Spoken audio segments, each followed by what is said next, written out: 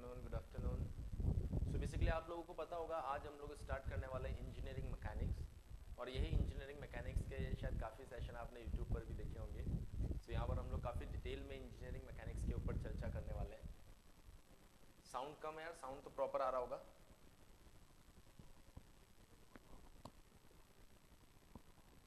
Sound एक बार बताएंगे proper आ रहा है या नहीं आ रहा सभी स्टूडेंट्स?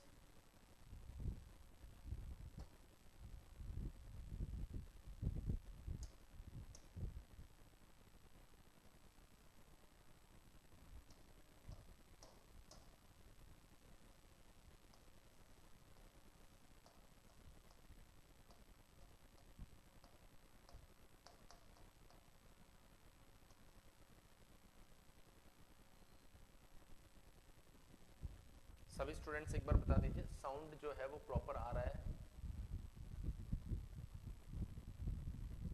लो है बहुत?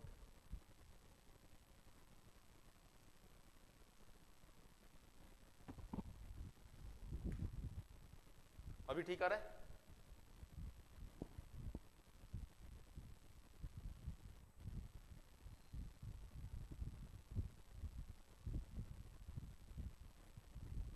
Just a second.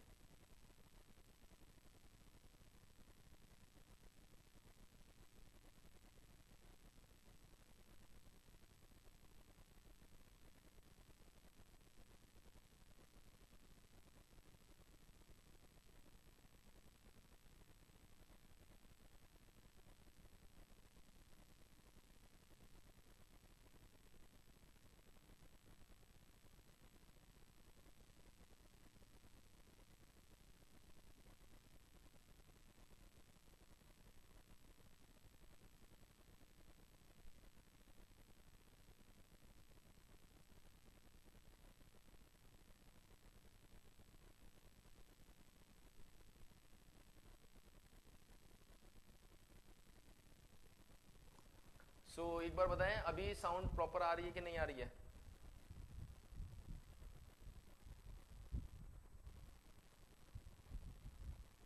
क्लियर? बताओ जल्दी जल्दी बताओ साउंड प्रॉपर आ रही है नहीं आ रही है? फिर क्लास चालू करें। एक बार क्लास चालू हो जाएगी उसके बाद में नहीं है, क्लियर नहीं है, अभी भी लो आ रही है।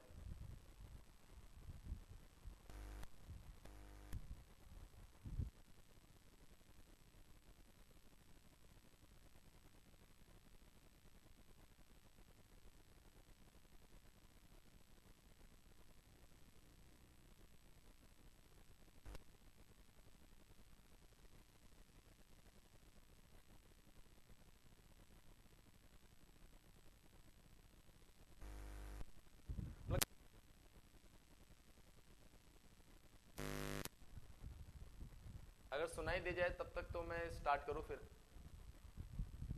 बाद में देखेंगे क्या प्रॉब्लम है।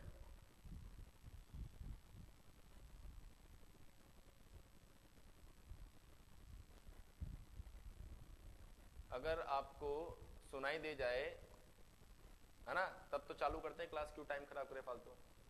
बाद में देखेंगे क्या प्रॉब्लम है, प्रॉब्लम सॉल्व हो जाएगी फिर अपने आप। कल से नहीं मिलेगी आपको क्लास में प्रॉब्लम, काम चल जाएगा ना। चलिए ठीक है।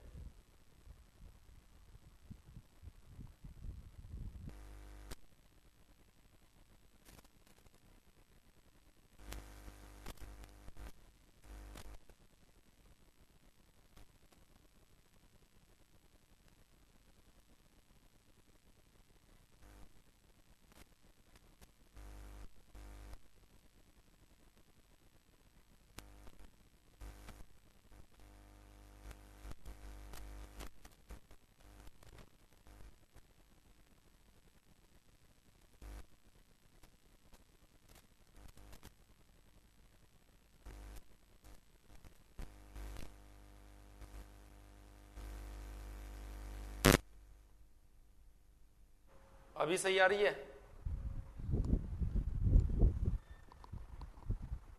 अभी ठीक है ना? हाँ अब ठीक है, ठीक है। चलिए तो फिर स्टार्ट करते हैं इंजीनियरिंग मैकेनिक्स। अब थोड़ा सा कॉन्सेंट्रेट होके चीजों को सुनना, थोड़ा सा कॉन्सेंट्रेट होके बेटा चीजों को सुनना, तो आपको मैकेनिक्स समझ में आएगा क्या है सिलेबस में, क्या नहीं है, सबके ऊपर चर्चा की जाएगी। सो सबसे जरूरी है कि पहले आप चीजों को ध्यान से सुने। देखिए इंजीनियरिंग मैकेनिक्स क्या चीज है, क्यों पढ़ रहे हैं, कैसे पढ़ रहे हैं, उसके ऊपर चर्चा करते हैं। सबसे पहले अगर मैं बात करूं मैकेनिक्स, तो बेसिकली मैकेनिक्स के दो पार्ट होते हैं।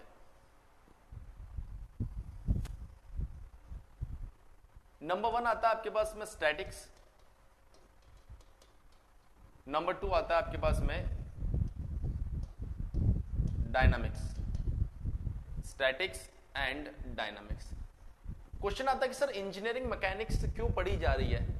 देखिए आप अगर बात करें, सबसे पहले अगर मैं बात करूं यहां पर साइंस के बारे में, तो साइंस बहुत सारे प्रिंसिपल, बहुत सारे लॉज डेवलप करता है जिसे स्टडी करनी होती है, और उसको स्टडी करने के लिए हम लोग मतलब इंजीनियर उन लॉज प्रिंसिपल्स की स्टडी करता है।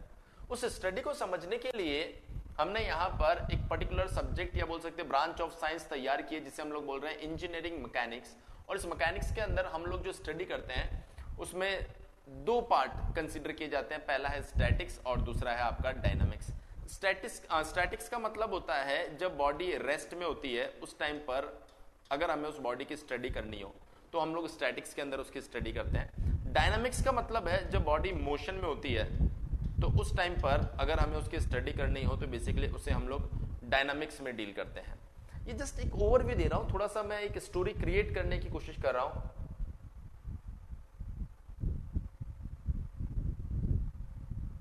क्या हुआ वॉइस में एयर, वॉइस में हवा आ रही है, अब हवा तो आएगी ना यार। अब रुको, अभी हवा को बंद कर देते हैं। अभी नहीं आ रही, मतलब अभी तो वॉइस ही एडजस्ट हो रही है। ठीक है ना।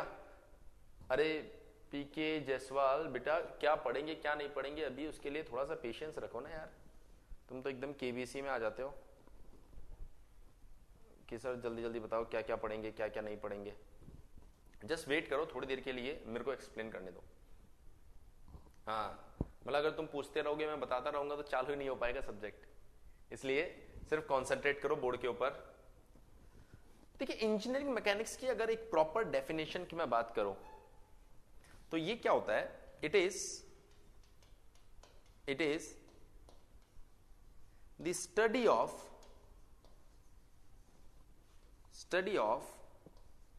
state of a rigid body under the application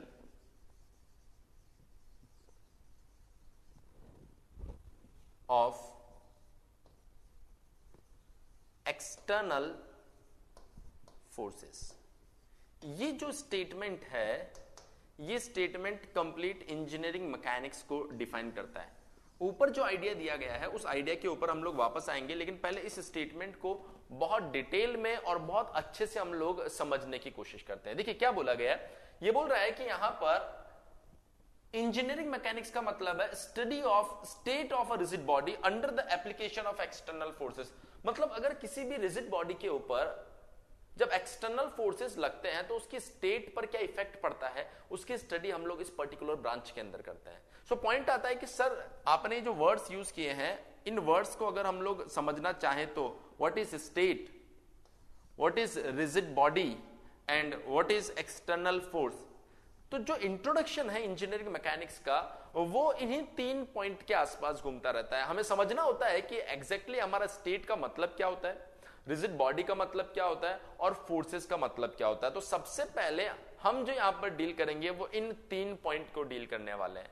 बेटा इन 3 पॉइंट को डील करने के लिए अगर मैं बात करूं, सबसे पहला पॉइंट जिसे हम बोलते हैं स्टेट, जो सबसे पहला पॉइंट है हमारा वो क्या है, स्टेट। स्टेट क्या होती है, किसी भी बॉडी के लिए, रिजिड बॉडी के लिए अगर हम लोग चर्चा करेंगे तो 2 टाइप की स्टेट होती है। यहां पर 2 टाइप की स्टेट आपको यहां पर देखने को मिलेगी। अगर मैं बात करूं पहली स्टेट जिसे हम लोग बोलेंगे रेस्ट, और दूसरी स्टेट जिसे हम लोग बोलने वाले हैं मोशन। सो अगर रिजिड बॉडी के स्टेट की हम लोग बात करें बेटा तो 2 ही तरह की स्टेट हो सकती है, एक रेस्ट और दूसरी मोशन। बिल्कुल सही बता रहे हो आप, एक रेस्ट, दूसरे मोशन। सो अगर मैं बात करूं रेस्ट, रेस्ट का मतलब है बॉडी इक्विलिब्रियम में है। बॉडी किसके अंदर है बेटा? इक्विलिब्रियम में। अगर मोशन की मैं बात करूं तो बॉडी आपके पास में नॉन इक्विलिब्रियम में, नॉन इक्विलिब्रियम में, या बोल सकते हो बॉडी आपके डायनामिक इक्विलिब्रियम में। अभी इन हर एक पॉइंट का मतलब मैं आपको समझाऊंगा, हर एक पॉइंट का मतलब मैं आपको समझाऊंगा। आपको सिर्फ पेशेंस के साथ में मेरे एक एक वर्ड को बहुत ध्यान से सुनने की जरूरत है, क्योंकि हर एक वर्ड का अपना एक मीनिंग है। कोई भी वर्ड मैं बिल्कुल यहां पर फालतू नहीं लिखूंगा। सो यहां पर बात करूंगा बॉडी की स्टेट, तो रेस्ट हो सकती है या मोशन हो सकती है। तो इन सिंपल वर्ड्स हम लोग बोल सकते हैं it is condition, it is the condition of body. Body की जो भी कंडीशन है, बॉडी कंडीशन कैसी हो सकती है सर? बॉडी जो है आपकी वो रेस्ट हो सकती है, बॉडी जो है आपकी बेटा वो मोशन में हो सकती है। So it is generally condition of a body. अगर वो रेस्ट में है तो ये उसके लिए एक स्टेट हो गई, अगर वो बेसिकली मोशन में है तो ये भी उसके लिए क्या हो गई? ये एक स्टेट हो गई। आपने बोला कि रेस्ट में बॉडी अगर है तो वो इक्विलिब्रियम में रहेगी। सर इसका मीनिंग क्या है? मतलब अगर बॉडी के ऊपर नंबर ऑफ फोर्सेस लग रहे होंगे तो उनका रिजल्टेंट जो आ रहा होगा वो जीरो आ रहा होगा। अगर बॉडी रेस्ट में है तो इसका मतलब उसके ऊपर जितने भी फोर्सेस लग रहे होंगे उनका समीशन जीरो हो रहा होगा, और उसी को हम लोग क्या बोल रहे हैं यहाँ पर? इक्विलिब्रियम कंडीशन, या बोल सकते हो आप उसे स्टैटिक इक्विलिब्रियम। और वहीं अगर आप बात करें मोशन की तो यहां पर दो कंडीशन है, यहां पर दो कंडीशन है। मोशन में ऐसा भी हो सकता है कि रिजल्टेंट फोर्स जीरो हो, मोशन में बेटा ऐसा भी हो सकता है resultant force not equal to zero हो। अब ये जो मोशन है आपका, ये आपको तीन तरह के मोशन आपको यहां पर दिखाएगा। मे भी हो सकता है कि बॉडी जो है आपकी वो प्योर ट्रांसलेशन में हो। किसमें हो? प्योर ट्रांसलेशन में हो। मे भी हो सकता है बेटा जो बॉडी है आपकी वो प्योर रोटेशन में हो। मे भी हो सकता है बॉडी जो है आपकी वो जनरल मोशन में हो। आपने बोला बॉडी जो है वो मोशन में है, इसका मतलब क्या है? मोशन में है मतलब बॉडी प्योर ट्रांसलेशन में हो सकती है, बॉडी प्योर रोटेशन में हो सकती है, और बॉडी प्योर जनरल मोशन में हो सकती है। जनरल मोशन देखिए, प्योर ट्रांसलेशन को बेटा टी से बताते हैं, प्योर रोटेशन को आर से बताते हो, जनरल मोशन को टी प्लस आर से बताते हो। मतलब उसके अंदर ट्रांसलेशन भी होना चाहिए और उसके अंदर रोटेशन भी होना चाहिए। हालांकि इससे मैं डिटेल में भी बताऊंगा, लेकिन अभी जस्ट एक रफ आइडिया मैं आपको देना चाह रहा हूं कि बॉडी की स्टेट रेस्ट भी हो सकती है और मोशन भी हो सकती है। मोशन ट्रांसलेशनल मोशन भी हो सकता है, रोटेशनल भी मोशन हो सकता है, और जनरल मोशन भी हो सकता है। ट्रांसलेशन का मतलब क्या होता है? बॉडी किसी एक डायरेक्शन में कुछ इस तरीके से बिना किसी रिलेटिव वेलोसिटी के आगे बढ़ रही हो। जैसे ये मार्कर अगर ऐसे आगे बढ़ रहा है तो ये ट्रांसलेशन में। अगर मार्कर अपनी जगह पर देखिए ऐसे रोटेट कर रहा है तो बॉडी रोटेशन के अंदर है। अगर मार्कर आगे भी बढ़ रहा है और रोटेट भी कर रहा है तो ऐसी कंडीशन में बॉडी जनरल मोशन में। तो इन तीनों में से किसी भी तरह का मोशन हो सकता है जिसको आप जनरल मोशन में कंसीडर करेंगे। तो अगर तीनों में से कोई भी मोशन आ रहा है तो इसका मतलब बॉडी किसके अंदर है? मोशन के अंदर है। एक बार सभी स्टूडेंट्स मुझे बताएंगे क्या यहां तक की बात आपको समझ में आई?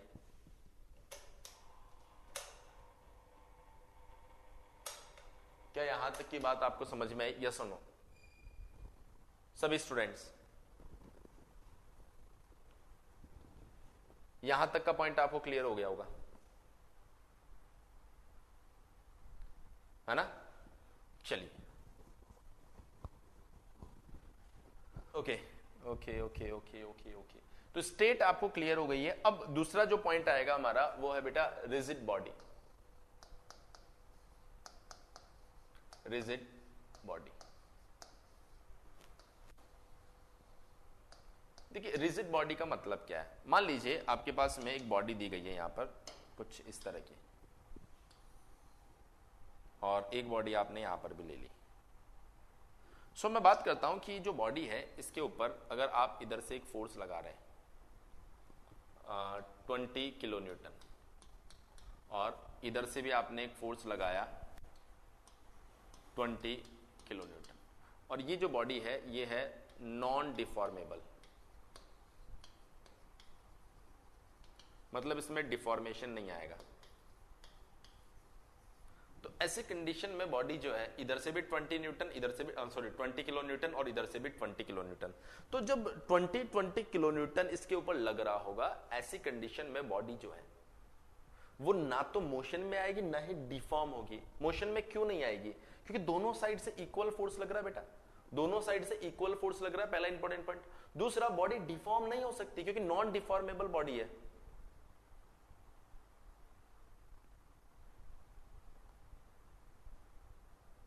मैं आखिरी में सारे पेज, सारी स्लाइड वापस दिखाऊंगा, चिंता मत करो, क्योंकि अगर बीच बीच में हम लोग बार बार आगे पीछे स्लाइड करते रहेंगे ना तो बहुत डिस्टरबेंस क्रिएट हो जाएगा। आखिरी में मैं सारी स्लाइड वापस दिखाऊंगा, स्क्रीनशॉट दूंगा मैं आखिरी में आपको, फिर उनको देखकर आप नोट्स बना लेना, ठीक है।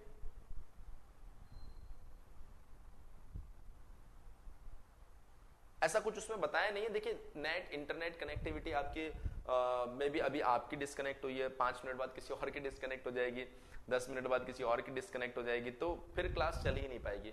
इसलिए अगर आपका 2-5 मिनट का कुछ रह भी जाए ना तो थोड़ा सा आप पेशेंस रखिए, जब क्लास खत्म हो जाती है उसके बाद रिकॉर्डेड आपके पास में आएगा, जो रह जाता है आप उसमें से देख लीजिए,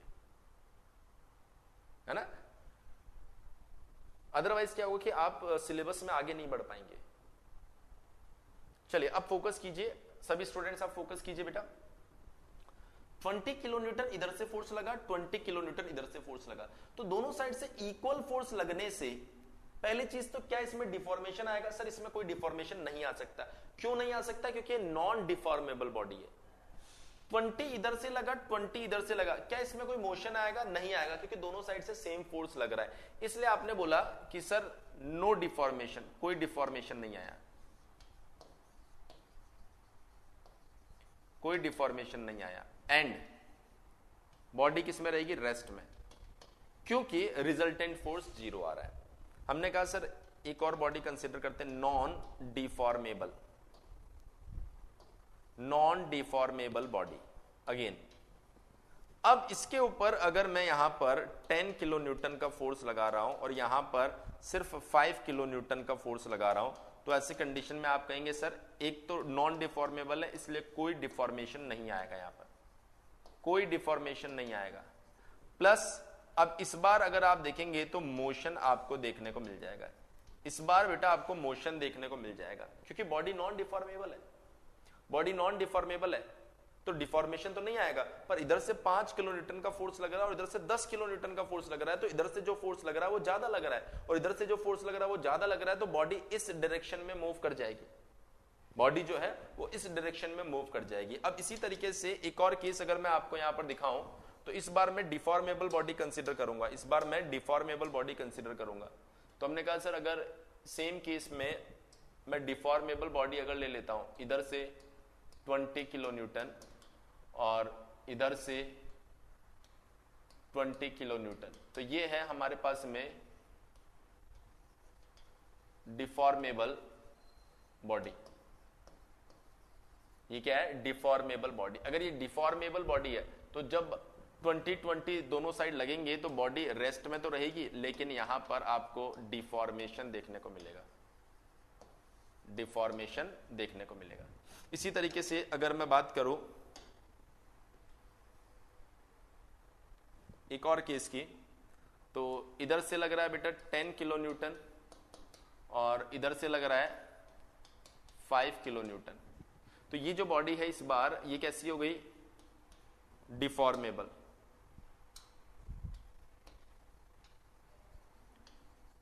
डिफॉर्मेबल बॉडी। अगर ये डिफॉर्मेबल बॉडी है तो पहली चीज तो इधर से 5 किलो न्यूटन और इधर से 5 किलो न्यूटन, उसकी वजह से इसमें एक डिफॉर्मेशन आएगा। क्या आएगा? इसमें एक डिफॉर्मेशन आएगा। एंड इधर 5 और इधर 10, इधर फोर्स ज्यादा है जिसकी वजह से इसके पास में एक मोशन आएगा। तो आप देख सकते हैं कि नॉन डिफॉर्मेबल बॉडी कैसे रिएक्ट करती है और डिफॉर्मेबल बॉडी जो है वो कैसे रिएक्ट करती है। सो अगर मैं बात करूं इंजीनियरिंग मैकेनिक्स की, तो इंजीनियरिंग मैकेनिक्स में हम लोग उन बॉडीज की स्टडी करते हैं जिनके अंदर डिफॉर्मेशन आपको बिल्कुल भी दिखाई नहीं देता हो, मतलब नॉन डिफॉर्मेबल बॉडीज। तो ये जो केस है ये इंजीनियरिंग मैकेनिक्स में डील नहीं किया जाता। यहां पर इंजीनियरिंग मैकेनिक्स की अगर मैं बात करूंगा तो यही वो केस है जिसकी स्टडी इंजीनियरिंग मैकेनिक्स में की जाती है। मतलब इंजीनियरिंग मैकेनिक्स में कभी भी आप डिफॉर्मेशन की बात नहीं करते हैं, इंजीनियरिंग मैकेनिक्स में कभी भी आप डिफॉर्मेशन की बात नहीं करते हैं। और डिफॉर्मेशन अगर किसी बॉडी में नहीं होगा तो उस बॉडी को हम लोग क्या कंसीडर करेंगे? यहां पर रिजिड बॉडी, रिजिड बॉडी। तो आप क्या कहेंगे? There will be no deformation there if in a body there will be no deformation, no no deformation, only motion can be observed, known as rigid body. सिर्फ motion observe किया जा सकता है, ऐसी बॉडी को हम लोग क्या बोलेंगे? Rigid body. मतलब इन शॉर्ट आप बोल सकते हो रिजिड बॉडी। रिजिड बॉडी का मतलब होता है बेटा, इन शॉर्ट अगर मैं बात करूं, रिजिड बॉडी मतलब नो डिफॉर्मेशन, कोई डिफॉर्मेशन उसमें हमें देखने को नहीं मिलना चाहिए। बोलिए बेटा ये पॉइंट आपको समझ में आया कि नहीं आया? सभी स्टूडेंट्स ये पॉइंट आपको समझ में आया या नहीं आया? देखिए हर एक पॉइंट को बहुत क्लियरिटी से समझना बहुत ज्यादा जरूरी होता है। अगर आप चाहें तो 10 घंटे के अंदर पूरा मैकेनिक्स हम लोग खत्म कर सकते हैं, लेकिन वो क्लियरिटी जो आपको आनी चाहिए वो क्लियरिटी आपको नहीं आएगी। इसलिए हर एक पॉइंट को थोड़ा सा पेशेंस के साथ समझिए। जब आप पेशेंस के साथ चीजों को समझेंगे तो उसमें क्लियरिटी आपको परफेक्ट आएगी।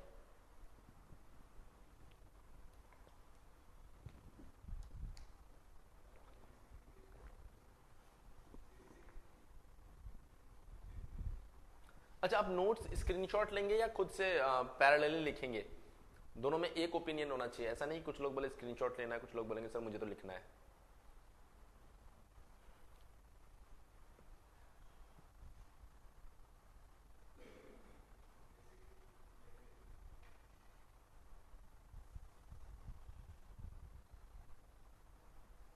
तो एकदम ऑफलाइन क्लासरूम की तरह डील करते हैं। फिर जितना हम लोग लिखते हैं उतना आप लोग भी लिख लीजिए, फिर उसके बाद में आगे की चर्चा कर लेते हैं, ठीक है? लेकिन अब इसमें दो ओपिनियन नहीं आने चाहिए कि 4 दिन बाद कोई बोले कि सर स्क्रीनशॉट ले लेते हैं। नहीं, फिर इसी तरीके से हम लोग आगे चलेंगे। बिल्कुल ऑफलाइन की तरह चलते हैं। जितना हम लोग लिखेंगे उतना आप लोग नोट कर लीजिए, उसके बाद में हम लोग इसके आगे की चीजें डील करने वाले हैं। हाँ, अदरवाइज क्या होगा? अदरवाइज क्या होगा बेटा कि स्क्रीनशॉट आप तो लेंगे, लेकिन जब तक 5वीं 6ठी स्लाइड पे मैं आऊंगा तब तक पुरानी चीजें आपके दिमाग से निकल जाएगी, ठीक है? थोड़ा सा टाइम लगेगा, टाइम की चिंता मत करो, टाइम की चिंता मत करो। थोड़ा सा टाइम तो लगेगा ना, बाद में भी तो लिखना ही पड़ेगा, बाद में भी तो लिखना ही पड़ेगा। अभी आपकी 6-7 घंटे क्लास चल रही होती है, आप सबके स्क्रीनशॉट लेके बैठ जाते हो, उसके बाद में लिख नहीं पाते हो। सो बेहतर ऑप्शन इज कि आप इसे लिखें। हाँ लिखें, और लिखने के बाद में हाँ बिल्कुल जैसे ऑफलाइन में पढ़ते हैं बिल्कुल उसी तरीके से पढ़ते हैं, ताकि जो डेफिनेशन निकल जाए वो आपकी कॉपी में रहे।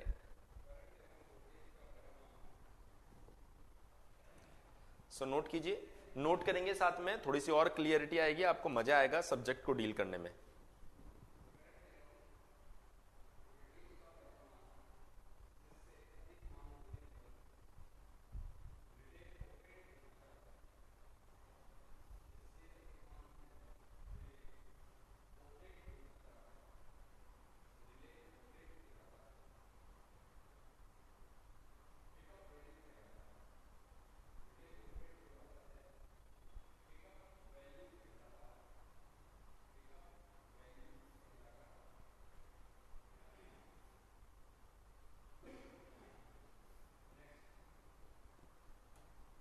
अरे पहली ही स्लाइड है बेटा ये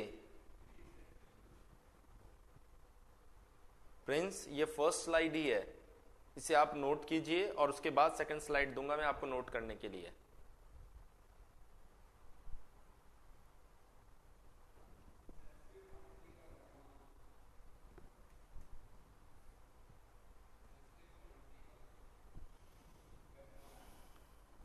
एक बार जैसे ही आपका नोट हो जाए बेटा सभी लोग डन लिख कर भेजेंगे, अदरवाइज क्या होगा, मैं आगे बढ़ जाऊंगा, फिर कोई बोलेगा सर रह गया मेरा, ये लाइन रह गई मेरी, वो लाइन रह गई। तो डिस्टरबेंस मैं बिल्कुल नहीं चाहता, मैं बहुत स्मूथली सब्जेक्ट को आगे ले जाना चाह रहा हूं।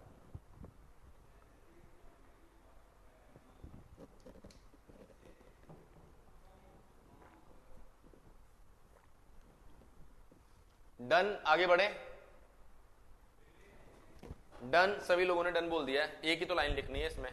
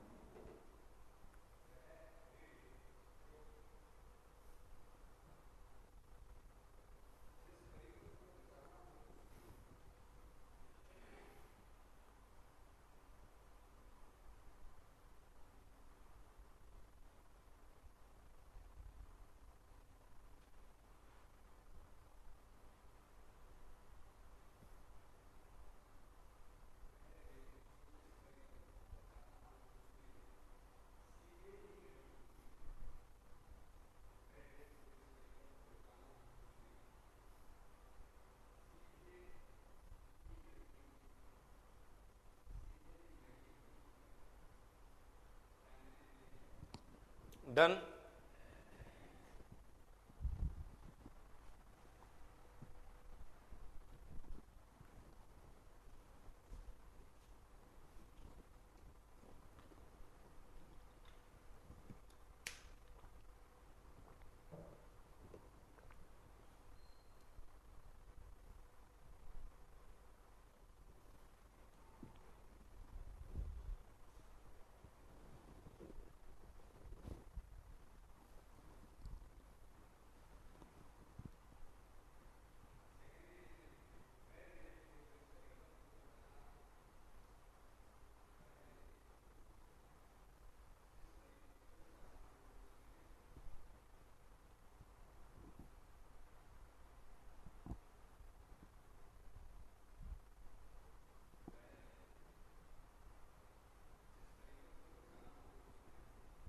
जो पॉइंट पीके अभी डिस्कस नहीं किया उस पर चर्चा नहीं करेंगे।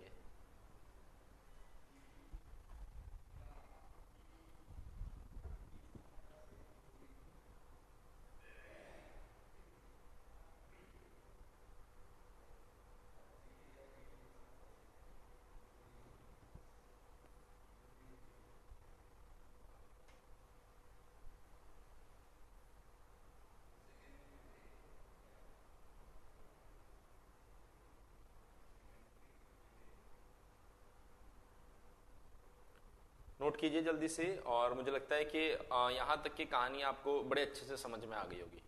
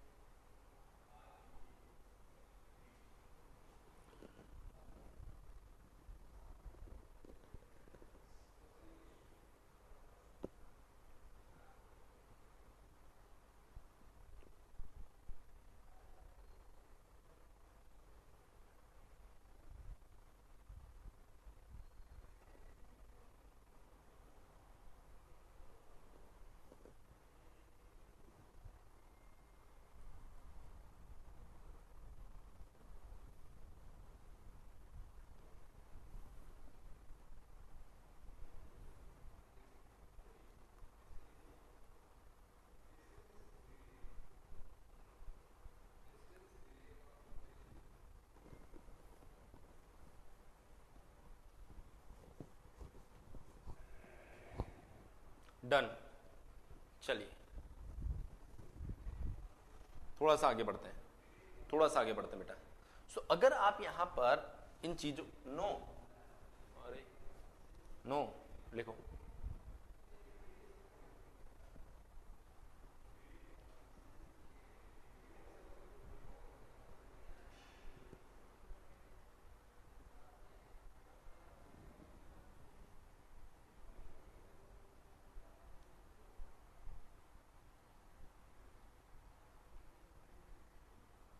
डन। ओके नाउ देखिए, अगर मैं अब थोड़ा सा इन चीजों को कंक्लूड करूं तो मैं अगर आपसे कहूं अबाउट इंजीनियरिंग मैकेनिक्स, तो बेटा इंजीनियरिंग मैकेनिक्स के टोटल अगर आप यहां पर देखें तो 3 बच्चे हैं। पहला स्टेट, आपको समझना पड़ेगा व्हाट इज एक्चुअली स्टेट। दूसरा rigid body, rigid body, and the third one is तीसरा फोर्स, तीसरा फोर्स।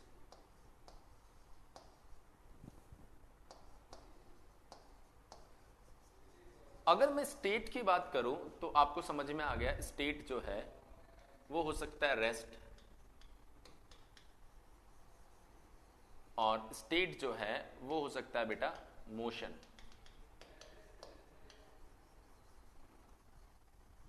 अगर रिजिड बॉडी की अगर मैं बात करूं तो रिजिड बॉडी का मतलब नो डिफॉर्मेशन,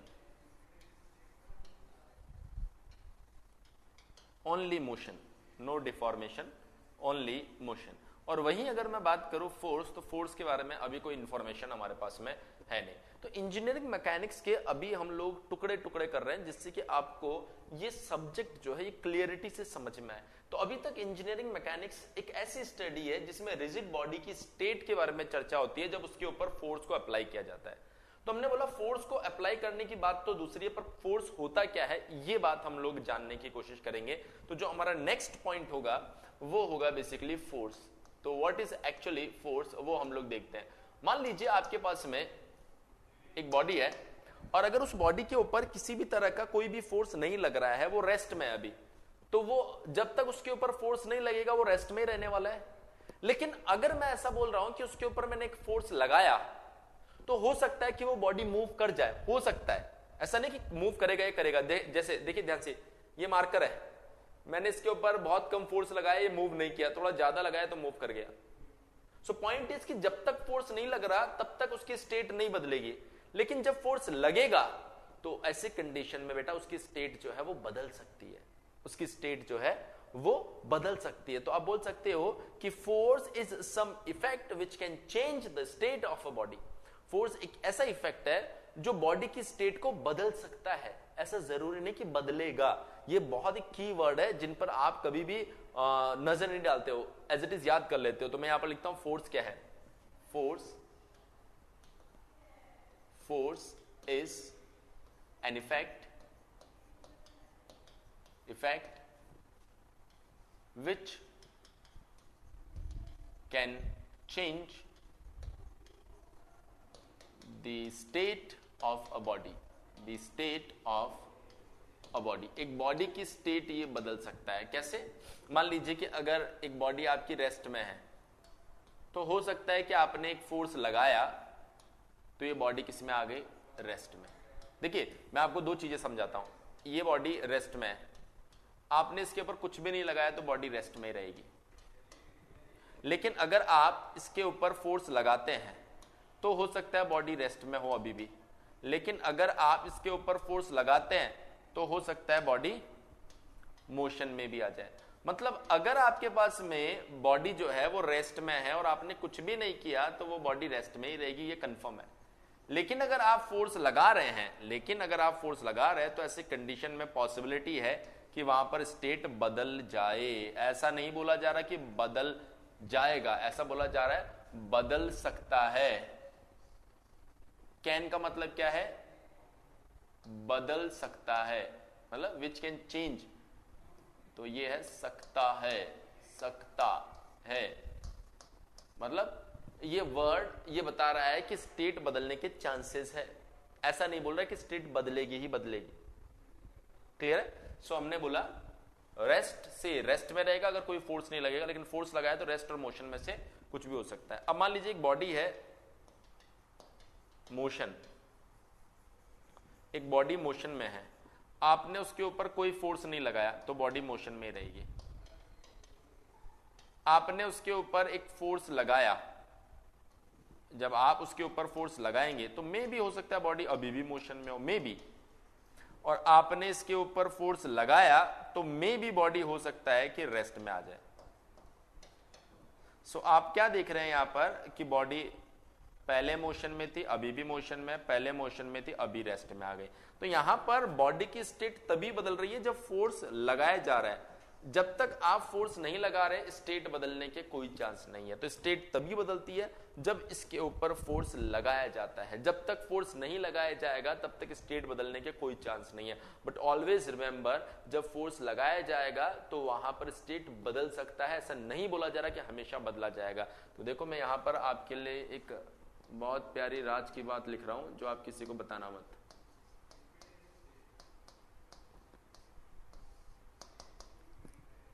जब भी किसी बॉडी पर एक्सटर्नल फोर्स लगाया जाएगा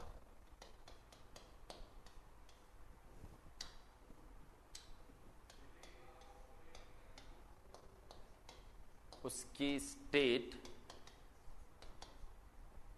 बदल सकती है,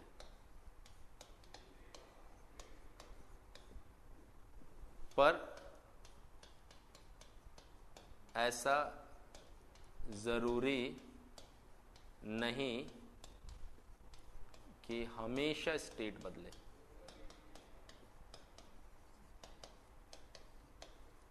ध्यान रखना ये चीज, जो काम की बात होती है ना उसको मैंने हिंदी में लिखा है जानबूझ के, क्योंकि मुझे पता है ये स्टेटमेंट पता नहीं आपको याद रहे ना रहे, पर ये स्टेटमेंट आपको जरूर याद रहेगा। जब फोर्स लगेगा तो उसकी स्टेट बदल सकती है, पर ऐसा जरूरी नहीं स्टेट हमेशा बदले। बोलिए बेटा इतनी बात आपको समझ में आई या नहीं आई? तो यहां पर अगर मैं बात करूं इसके तीसरे बच्चे की, तो ये क्या बोलेगा? फोर्स क्या करता है? Can change the state. तो देखिए बेटा कितना अच्छे से आपने यहां पर मैकेनिक्स को अब डिफाइन कर दिया है कि इंजीनियरिंग मैकेनिक्स साइंस की वो ब्रांच है जिसके अंदर रिजिड बॉडी पर जब फोर्स लगाओगे तो उसकी स्टेट बदल रही है नहीं बदल रही है उसकी स्टडी की जाती है। अभी समझ में आया इंजीनियरिंग मैकेनिक्स की पूरी कहानी? बोलिए बेटा अभी समझ में आई इंजीनियरिंग मैकेनिक्स की पूरी कहानी? परफेक्ट। चलिए अब नोट कर लीजिए, अब पहले इसे नोट कर लीजिए फिर अगली स्लाइड में नोट कर लेना।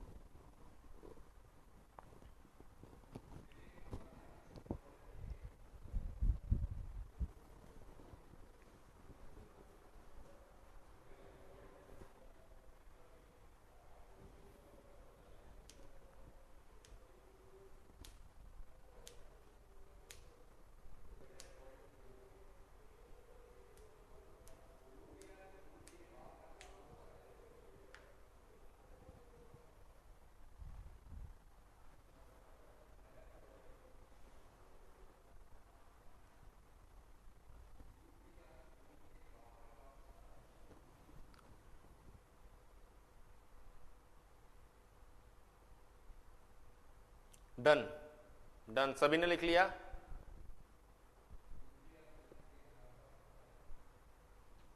Very good.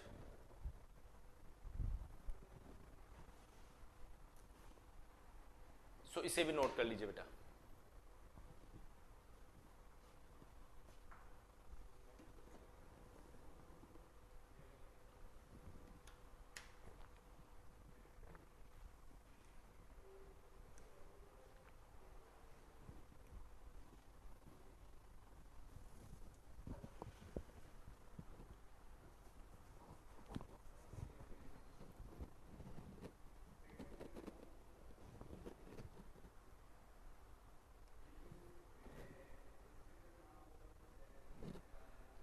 नोट करके डन लिख के भेजिए।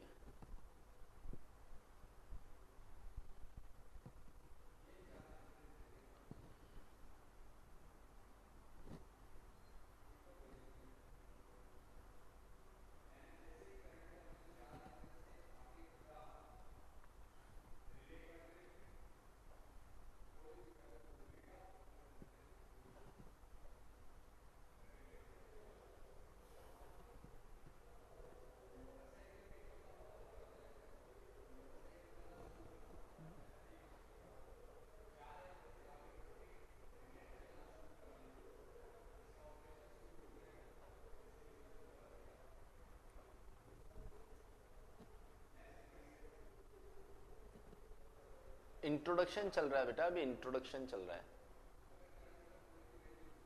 अभी मैकेनिक्स का इंट्रोडक्शन चल रहा है।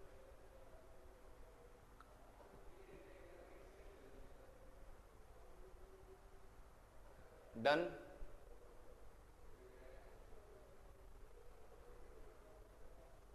नहीं लिखा प्रहाश? लिख लो, बिल्कुल लिखो लिखो। आज पता है ना 6 बजे आपका जो पेपर है उसका सॉल्यूशन भी चलने वाला है। 6 बजे आपका जो पेपर हुआ था ना कल परसों 52 वीक वाला, हाँ उसका सॉल्यूशन भी है। तो ये क्लास खत्म होते ही वो क्लास ज्वाइन कर लेना।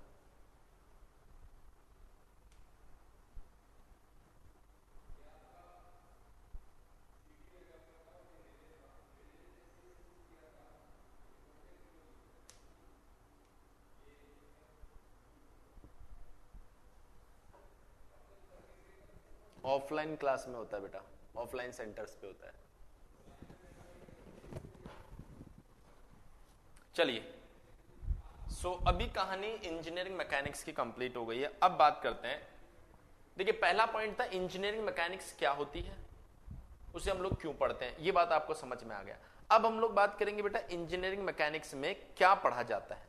तो देखिए अगर मैं बात करूं इंजीनियरिंग मैकेनिक्स के सिलेबस की, तो हम लोग क्या क्या इसके अंदर पढ़ने वाले हैं। हमारा पहला पार्ट होगा इंट्रोडक्शन, जिसमें हम बात करेंगे about force and force system, force and force system के बारे में डिस्कस करेंगे। जब फोर्स एंड फोर्स सिस्टम की हम लोग चर्चा कर लेंगे तो यहीं पर आपके पास में, यहीं पर बेटा आपके पास में आएगा मोमेंट एंड कपल, छोटे छोटे चैप्टर से ये। इसके बाद में हम इंट्रोड्यूस कराएंगे बेटा फ्रिक्शन को, फ्रिक्शन थ्योरी। और फिर हमारे पास में आता है ट्रस थ्योरी। सबसे पहले फोर्स एंड फोर्स सिस्टम की हमने बात की, फिर मोमेंट एंड कपल की बात की, फिर उसके बाद में हमने फ्रिक्शन थ्योरी की बात की है, और उसके बाद में हमने यहां पर ट्रस थ्योरी के बारे में चर्चा की है। जैसे आप ट्रस थ्योरी कंप्लीट करेंगे उसके बाद में हम लोग चर्चा करेंगे यहां पर ट्रस थ्योरी के बाद में COL, COA, COV, COM, COG, centroid of length, centroid of area, centroid of volume, और साथ के साथ यहां पर चर्चा होगी centre of mass and centre of gravity की। उसके बाद में अगर हम लोग बात करें बेटा तो हमारे पास नेक्स्ट पॉइंट आएगा moment of inertia, moment of inertia. और इतना करने के बाद में हम लोग ये जितना भी पार्ट है ये बेटा सारा का सारा पार्ट स्टैटिक्स का है, फिर हम डायनामिक्स में एंटर कर जाएंगे। सो डायनामिक्स में अगर हम लोग बात करें तो पहला पार्ट होगा हमारा काइनामेटिक्स,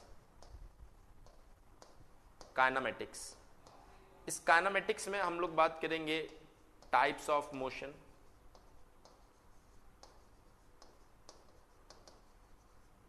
हम बात करेंगे यहां पर प्रोजेक्टाइल 1D, मतलब मान लो यहां पर प्रोजेक्टाइल ही लिख देता हूं अभी, प्रोजेक्टाइल मोशन।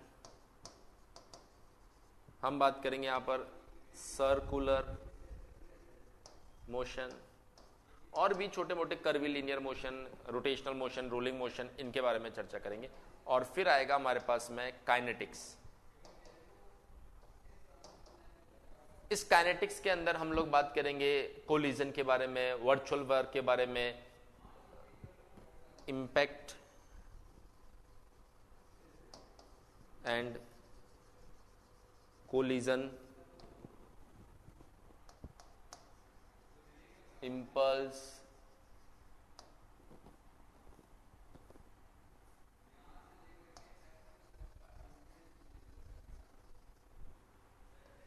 वर्चुअल वर्क,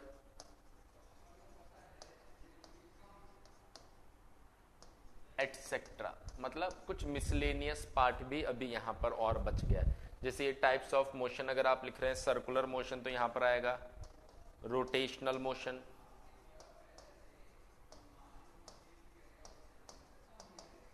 यहां पर आएगा rolling motion and some miscellaneous part. So ये वो चीजें हैं जो हम लोग यहां पर कवर करने वाले हैं। होप सो आपको समझ में आया होगा। जैसे काइनेटिक्स में अगर मैं बात करूं, इंपैक्ट एंड कोलिजन से पहले भी एक पॉइंट आता है, जैसे डीएलम्बर्ट प्रिंसिपल।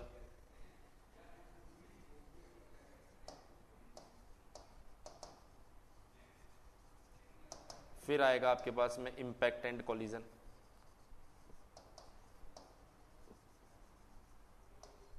तो इतनी चीजें हैं जो कि हम लोग पढ़ने वाले हैं। एक बार सभी स्टूडेंट्स बताएंगे बेटा इतनी बात क्लियर हो, ये सब हम लोग पढ़ने वाले हैं।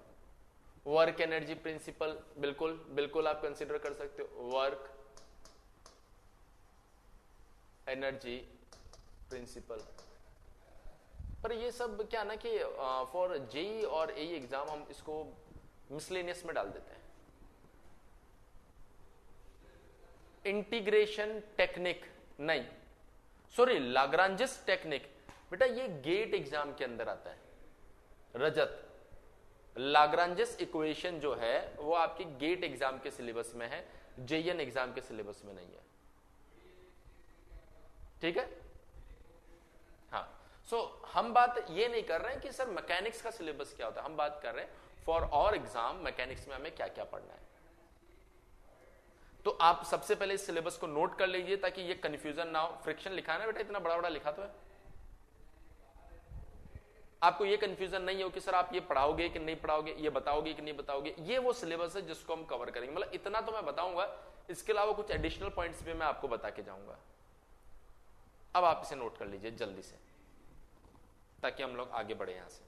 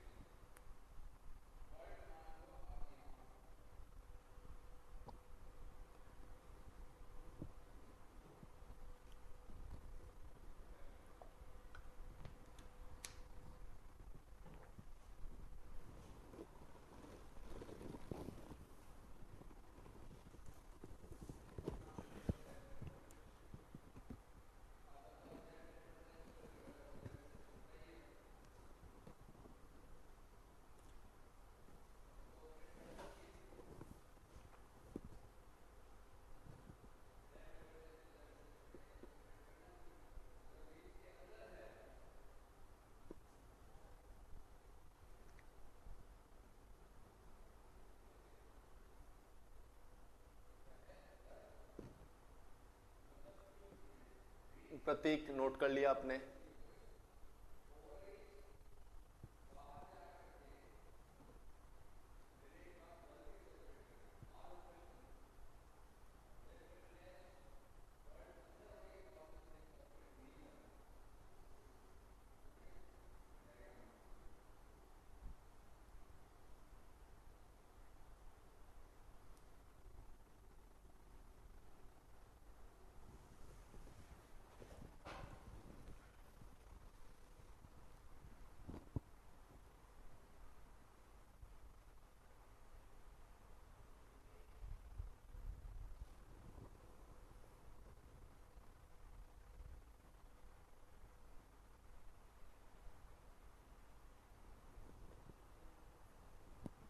अरे आखिरी में अगर कुछ थोड़ा बहुत रह जाए बेटा तो आखिरी में मैं वापस सबको स्लाइड दिखा दूंगा, लेकिन अब ऐसा पॉसिबल नहीं है ना कि पहले 6 नंबर चल रहा है, फिर 5 नंबर, फिर 4 नंबर, आखिरी में दिखा देंगे यार, बोला ना एक बार।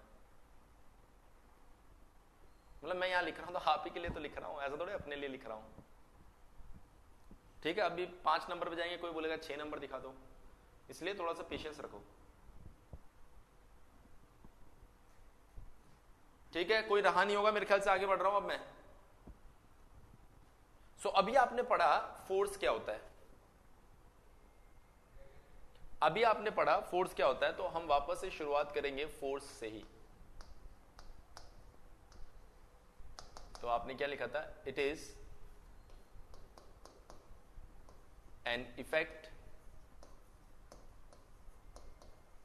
विच can change state of a body, जो कि बॉडी की स्टेट को बदल सकता है। ये मैं एक्सप्लेन कर चुका हूं। इसके बारे में एक बहुत इंपॉर्टेंट पॉइंट है जो कभी कभार एग्जाम में भी हमें देखने को मिलता है, ये जो फोर्स होता है ये प्रिंसिपल ऑफ ट्रांसमिसिबिलिटी को फॉलो करता है। सर ये प्रिंसिपल ऑफ ट्रांसमिसिबिलिटी होती क्या है? देखिए प्रिंसिपल ऑफ ट्रांसमिसिबिलिटी का क्या मतलब होता है, पहले तो मैं लिख देता हूं यहां पर। It follows principle of transmissibility. अब ये प्रिंसिपल ऑफ ट्रांसमिसिबिलिटी क्या होती है? मान लीजिए ये आपके पास में एक रिजिड बॉडी है और इस रिजिड बॉडी के अंदर अगर एक फोर्स यहां पर लगाया जा रहा है कुछ ऐसे ए पॉइंट के ऊपर, एफ फोर्स, तो बेसिकली इस फोर्स को आप ए पॉइंट पर कंसीडर कीजिए या बी पॉइंट पर कंसीडर कीजिए या फिर सी पॉइंट पर कंसीडर कीजिए, इसका जो इफेक्ट रहने वाला है वो सेम रहने वाला। मतलब किसी भी फोर्स का उसके लाइन ऑफ एक्शन के अलोंग कहीं पर भी अगर आप उससे ट्रांसफर करते हैं तो ऐसे कंडीशन में उसका इफेक्ट जो रहता है वो बिल्कुल सेम रहता है। इसी को हम बोलते हैं प्रिंसिपल ऑफ ट्रांसमिसिबिलिटी। तो आप क्या बोलेंगे? If force F is transferred from point A to point B or C, its effect will remains same, its effect will remains same if its magnitude and direction remains unchanged, अगर उसकी direction और magnitude जो है वो unchanged रहे, मतलब उनको बदला नहीं जाए, तो ऐसी स्थिति में जो उसका इफेक्ट रहने वाला है वो बिल्कुल सेम रहने वाला है। सभी स्टूडेंट्स बोलेंगे पॉइंट समझ में आया है नहीं आया? सभी स्टूडेंट्स बोलेंगे बेटा पॉइंट समझ में आया कि नहीं आया? इस फोर्स की कहानी को और अच्छे से समझने के लिए हमें पढ़ना पड़ता है न्यूटन्स लॉज ऑफ मोशन। अब ये न्यूटन्स लॉज ऑफ मोशन क्या होते हैं उसकी हम चर्चा करेंगे, लेकिन सबसे पहले आप लोग इसे नोट कर लीजिए। मोहित, आपने कितने बजे क्लास ज्वाइन की? क्योंकि आपका पहला ही मैसेज देख रहा हूं मैं। अच्छा, इससे पहले भी आप आए थे। ठीक है मोहित, तो एक्सप्लेन कर देते हैं तुम्हें। अगर किसी भी फोर्स को आप किसी पर्टिकुलर पॉइंट पर अप्लाई कर रहे हैं, ए पॉइंट पर, तो इसके लाइन ऑफ एक्शन के अलोंग उस फोर्स को आप बी पर रखें, सी पर रखें, डी पर रखें, ई पर रखें, एफ पर रखें, कहीं पर भी आप रखें उसे, उसका जो इफेक्ट रहता है वो बिल्कुल सेम रहता है। इसी को हम बोलते हैं प्रिंसिपल ऑफ ट्रांसमिसिबिलिटी। जैसे बेटा ये ब्लॉक है, मान लीजिए किसी ने आपको बोला कि हमने यहां पर 10 न्यूटन का फोर्स लगाया, तो आप इसे ऐसे भी तो ड्रॉ कर सकते हो ना, क्या दिक्कत है? तो आपने देखिए इसे लाइन ऑफ एक्शन के अलोंग आगे ट्रांसमिट कर दिया ना इसे। तो प्रिंसिपल ऑफ ट्रांसमिसिबिलिटी हमें इस बात की परमिशन देती है कि आप लाइन ऑफ एक्शन के अलोंग उस फोर्स को कहीं पर भी ट्रांसफर कर सकते हो, उसका इफेक्ट जो है वो सेम रहेगा। मोहित, अभी आपको क्लियर हुआ? ओके, अभी नोट कर लीजिए, नोट करके डन लिख के भेजिए।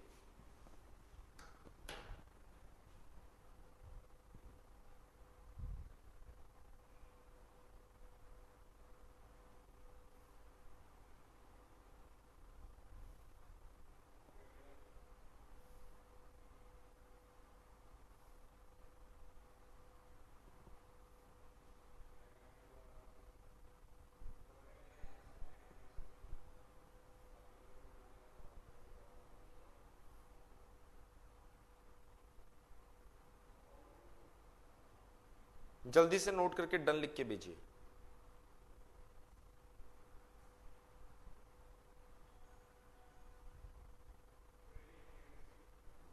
डन।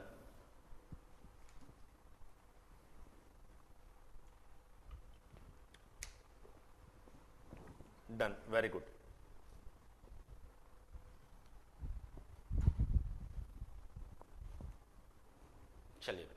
अभी नोट नहीं किया? अरे जल्दी लिखो।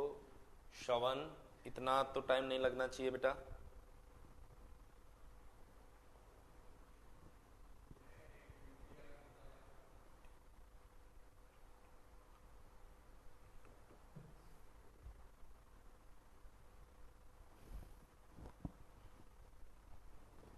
श्रवण हो गया नोट, अब आगे बढ़ रहे हैं बेटा।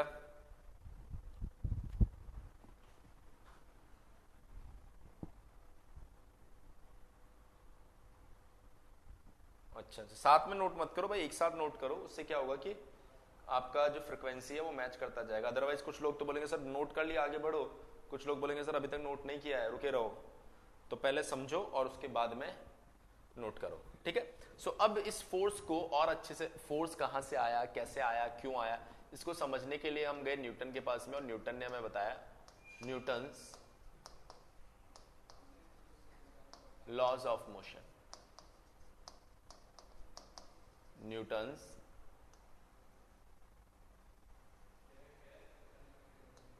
Laws of motion. Newton's laws of motion की हम लोग बात कर रहे हैं। अगर न्यूटन्स लॉज ऑफ मोशन की हम लोग यहां पर चर्चा करें तो देखिए न्यूटन्स लॉज ऑफ मोशन में जो फर्स्ट लॉ है वो क्या बोल रहा है? L01, लॉ नंबर 1 ये बोल रहा है if a body is in rest और motion will remains in same state until unless an external force applied on it, an external force applied on it। इसके ऊपर जब तक कोई एक्सटर्नल फोर्स नहीं लगेगा तब तक उसकी स्टेट सेम रहेगी। मतलब देखिए ध्यान से देखिएगा, बॉडी रेस्ट में है, कोई भी फोर्स नहीं लग रहा तो हमने कहा रेस्ट में ही रहेगा। बॉडी मोशन में है, अगर इसके ऊपर आप कोई भी फोर्स नहीं लगाओगे तो बॉडी मोशन में ही रहेगी। वो बोल रहा है कि अगर बॉडी रेस्ट में है और उसका स्टेट बदल के वो मोशन में आ गया तो यहां पर फर्स्ट लॉ बोल रहा है कि 101% यहां फोर्स है तभी स्टेट बदला है। बॉडी मोशन में बेटा और ये आ गया हमारे पास में रेस्ट में, तो अगर स्टेट बदला है तो 101% यहां पर कोई ना कोई फोर्स जरूर लगा होगा। तो बेसिकली फर्स्ट लॉ आपको ये बता रहा है कि अगर स्टेट बदला है तो फोर्स होगा, अगर स्टेट बदला है तो फोर्स होगा, अगर स्टेट नहीं बदला है तो फोर्स होगा या नहीं होगा हमें नहीं पता। या फिर दूसरे वर्ड्स में देखिए यहां पर मैं आपको लिखकर भी दे रहा हूं, यदि बॉडी पर किसी भी तरह का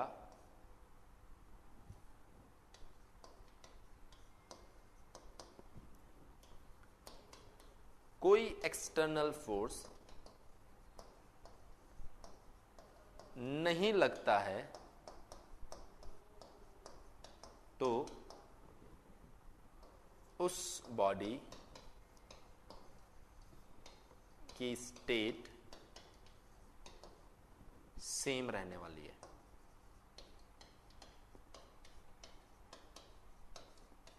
देखिए ये बहुत इंपॉर्टेंट स्टेटमेंट है जिसको आपको समझना है। मतलब अगर कोई फोर्स नहीं लग रहा है ना, कोई एक्सटर्नल फोर्स, ओहो एक्सटर्नल फोर्स नहीं लगता है। वहीं दूसरे स्टेटमेंट को मैं फिर से अच्छे से लिखता हूं यहां पर, यदि बॉडी की स्टेट बदल रही है तो उस बॉडी पर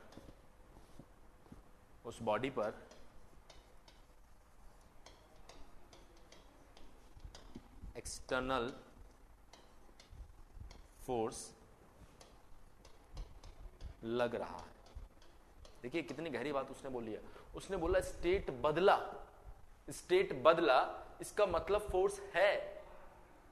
स्टेट बदला इसका मतलब फोर्स है। मतलब पहला लॉ जो है बेटा वो प्रेजेंस ऑफ फोर्स के बारे में बता रहा है। ये बहुत इंपॉर्टेंट स्टेटमेंट है जिसको आपको समझने की जरूरत है। मतलब अगर कोई बॉडी का स्टेट बदला है तो इसका मतलब उसके ऊपर कोई एक्सटर्नल एजेंट है और उसी एक्सटर्नल एजेंट को आप फोर्स बोल रहे हैं। तो यहां पर फर्स्ट लॉ सभी लोग जानते हैं, पर ये बताता क्या, इसका सार क्या है, इसका एक्चुअल स्टेटमेंट क्या है, वो गोल्डन स्टेटमेंट आपको गोल्डन वर्ड्स में लिख के दे रहा हूं।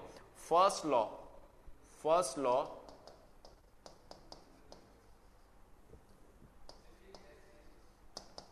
provides information about presence of force। Presence of force मतलब फोर्स के होने के बारे में,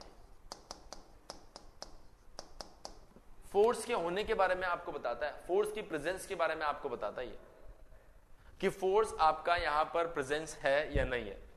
क्लियर है? तो ये पहले लो का पूरा पोस्टमार्टम बहुत अच्छे तरीके से मैंने आपको यहां पर समझा दिया है। मुझे नहीं लगता कि अब यहां पर किसी भी तरह का कोई कंफ्यूजन आपको होना चाहिए। एक बार जल्दी से बोल दीजिए बेटा क्लियर हुआ या नहीं हुआ।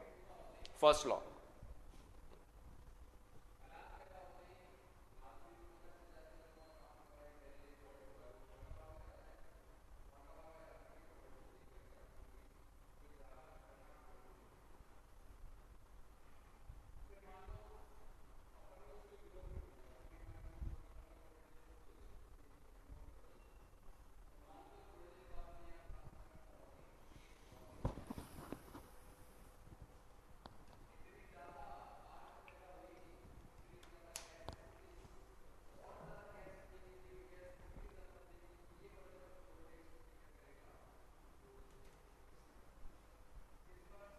नोट कर लीजिए बेटा, नोट करके डन लिख के भेजिए, लेकिन मेरे साथ के साथ नोट ना करें वरना समझ नहीं पाएंगे आप, और समझना हमारे लिए ज्यादा जरूरी है।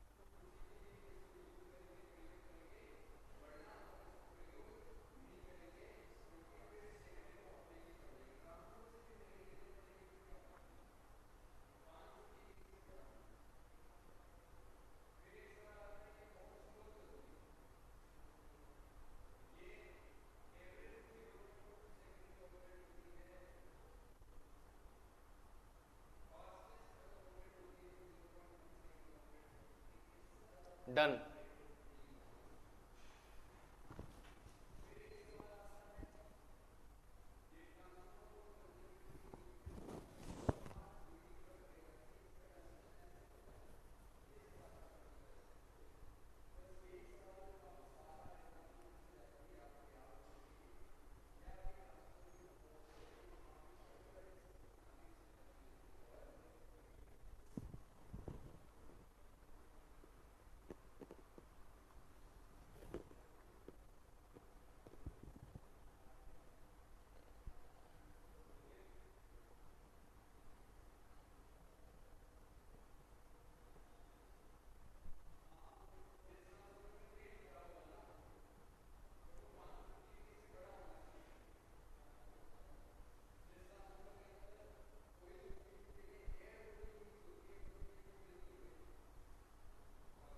चलिए बढ़े आगे, सेकंड लॉ की चर्चा करें।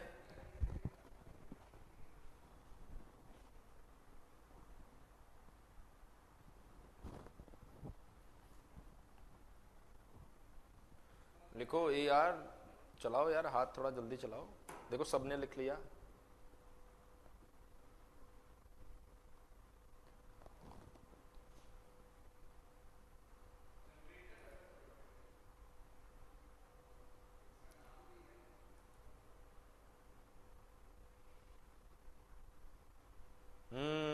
बिल्कुल सही बोल रहे हो सूरज।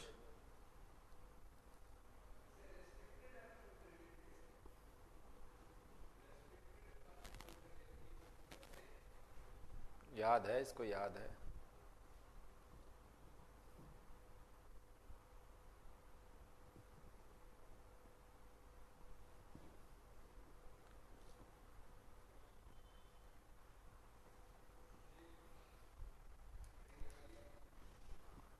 चलिए अब तो बढ़ जाते हैं यार, अब तो मैं 2 बार खुद लिख लेता। देखिए लॉ नंबर सेकंड,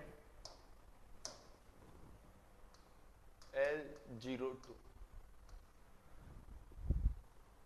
न्यूटन ने यह बताया है कि अगर फर्स्ट लॉ ये बता रहा है कि फोर्स प्रेजेंट है या नहीं है, फर्स्ट लॉ ये बता रहा है कि फोर्स प्रेजेंट है या नहीं है, तो उसने ये प्रूव कर दिया कि फोर्स प्रेजेंट है। तो फिर हमारा क्वेश्चन आता है कि सर अगर फोर्स प्रेजेंट है तो ये बताया कि वो फोर्स कितना होगा। तो फिर उसने अपना सेकंड लॉ दिया, force is given by, force is given by rate of change of linear momentum। Linear momentum जो होता है बेटा, ये मास एंड वेलोसिटी के प्रोडक्ट को हम लोग बोलते हैं। इसके सिग्निफिकेंस के बारे में हम लोग बाद में चर्चा करेंगे, लेकिन वो बोल रहा है रेट ऑफ चेंज। जब भी रेट वर्ड आ जाता है इसका मतलब ये होता है कि टाइम के रेस्पेक्ट में चेंज को देखा जा रहा है। सो इसकी चर्चा हो रही है, तो इसे हम लोग बोलने वाले हैं यहां पर फोर्स। तो अगर फोर्स के मैग्नीट्यूड की चर्चा हो रही हो तो कुछ इस तरीके से हम लोग इस मैग्नीट्यूड को फाइंड करते हैं। थोड़ा सा मैं इसको डिटेल में अगर एक्सप्लेन करूं, so F vector equals to D by D T, और ये बन जाएगा आपके पास में एम वी वेक्टर। सो आप एक बार मास को बाहर ले लीजिए और यहां लिखिए DV vector divided by dt, plus एक बार आप v वेक्टर को यहां रख लीजिए और बाद में लिख दीजिए dm बाय dt। देखिए यहां पर एक बात को समझना पड़ेगा आपको, आप ये गलतफहमी दिमाग में ना रखें कि मास ऑलवेज कांस्टेंट होता है। जब आप फ्लूइड मैकेनिक्स के बारे में स्टडी करेंगे तो वहां पर मास कांस्टेंट नहीं होता है, वहां पर आप मास फ्लो रेट फाइंड भी करते हैं। लेकिन जब आप इंजीनियरिंग मैकेनिक्स की बात करेंगे तो फॉर इंजीनियरिंग मैकेनिक्स आपकी रिजिड बॉडी होती है, रिजिड बॉडी के लिए मास जो होगा वो क्या रहने वाला है, कांस्टेंट रहने वाला है। तो अगर मैं बात करूं फॉर इंजीनियरिंग मैकेनिक्स, तो जनरली यहां पर m जो रहता है वो कांस्टेंट रहता है। If m is constant, then dm by dt should be equals to 0. So finally जो f वेक्टर आपके पास में आएगा वो बचेगा m dv vector by dt. So this will be ma vector.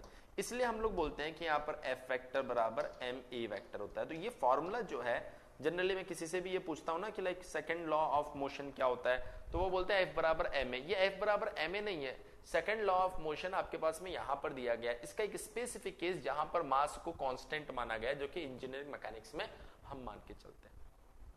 वहीं अगर आपका फ्लूइड मैकेनिक्स होगा तो वहां पर मास कांस्टेंट नहीं होता है, तो वहां पर dm by dt को आप 0 नहीं लेते हो। अब मान लीजिए कभी किसी कंडीशन में अगर ऐसा दे दिया जाए, मान let's say suppose for v vector equals to constant, मान लो ये अगर आपको कांस्टेंट दे दिया जाए, तो ऐसे में f वेक्टर जो है वो किसके बराबर हो जाएगा, v vector dm by dt। Clear है? अदरवाइज एक्चुअल जो डेफिनेशन है सेकंड लॉ की वो ये है। तो इसकी मदद से आप क्या फाइंड कर रहे हैं सर, इसकी मदद से हम लोग सिंपली फोर्स के बारे में इंफॉर्मेशन कलेक्ट कर रहे हैं, फोर्स के मैग्नीट्यूड के बारे में चर्चा कर रहे हैं। तो आप क्या बोलेंगे, सेकंड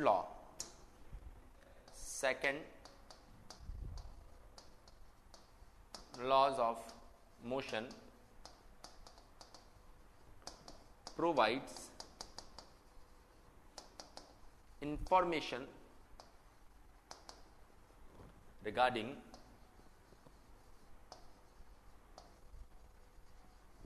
magnitude of force। तो यहां पर ये मैग्नीट्यूड ऑफ फोर्स के बारे में बताता है, magnitude of force, second laws of motion से मिलता है। ध्यान रखना, ये बहुत इंपॉर्टेंट स्टेटमेंट है। Magnitude of force second laws of motion से आपको मिलेगा। दोनों में लिख दिया मैंने, हिंदी इंग्लिश में। आपको ध्यान रखना है ये स्टेटमेंट, ये याद नहीं रहता तो इतना तो याद रखेंगे। एक बार बोलिए बेटा, क्लियर हुआ या नहीं हुआ?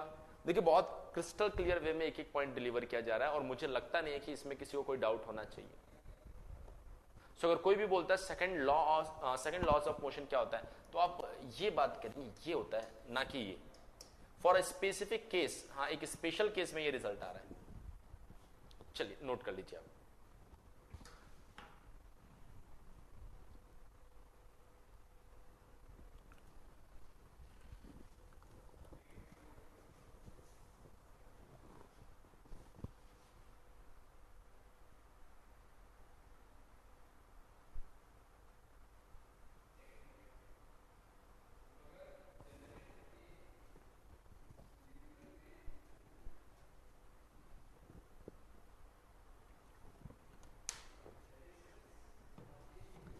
AR एंड सभी स्टूडेंट्स, बेटा इन चीज़ों को आप समझिए कि मैं ऑलरेडी बहुत स्लो चीज़ों को आपको बता रहा हूँ, मैं किसी भी चीज़ को फास्ट नहीं बता रहा हूँ। सो आप सभी लोग बेटा कॉन्सेंट्रेट होकर चीज़ों को देखिए। ये पॉसिबल नहीं है कि कोई भी 15 मिनट का पॉइंट हम वापस पूरा रिपीट करें, क्योंकि आपके लिए वो पॉइंट रिपीट हो रहा है और बाकी स्टूडेंट्स का टाइम वेस्ट हो जाएगा। अगर कोई डाउट है स्पेसिफिक तो वो मैं रिपीट कर दूंगा, कोई प्रॉब्लम नहीं है, लेकिन एक पर्टिकुलर पॉइंट को रिपीट करना वो पॉसिबल नहीं है। उसके लिए आपको रिकॉर्डिंग्स दी जाएगी ना, तो आप एक बार लाइव क्लास डिटेल में कीजिए और उसके बाद में आप उस रिकॉर्डिंग्स को एक बार फिर से देखा करो। सो अगर कोई डाउट है बेटा तो वो मैं एक्सप्लेन कर सकता हूं, बट कंप्लीट टॉपिक को पूरा एक्सप्लेन करना is just waste of time for other students. AR, आपका नाम क्या है AR?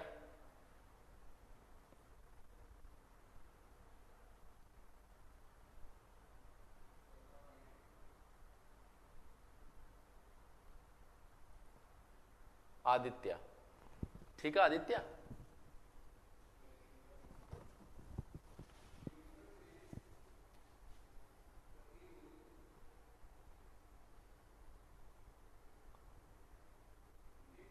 फिर भी अगर आपको समस्या रह जाती है तो आप मुझसे पर्सनली पूछ सकते हैं, मैं आपको पर्सनली भी समझा दूंगा चीजों को।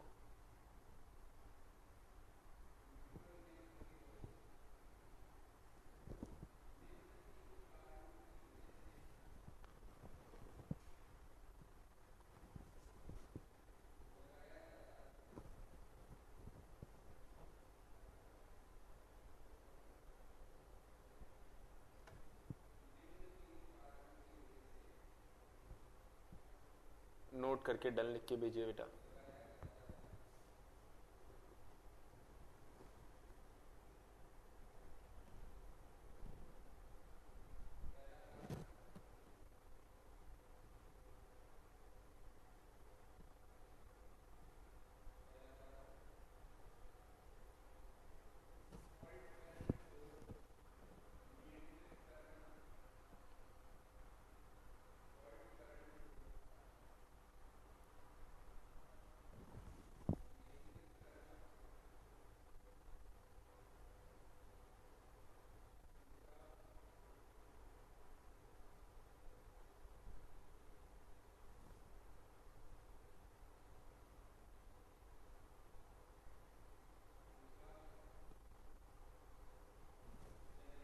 डन, जब प्रिंस बोल रहा है नहीं अभी नहीं लिखा। डन, बढ़ रहे हैं बेटा, आप आगे बढ़ रहे हैं यहां से। कोई रह गया हो तो जल्दी बोलो।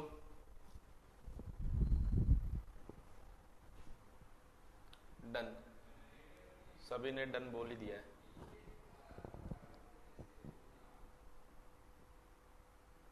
चलिए, सो अब बात करते हैं बेटा थर्ड लॉ के बारे में, L03।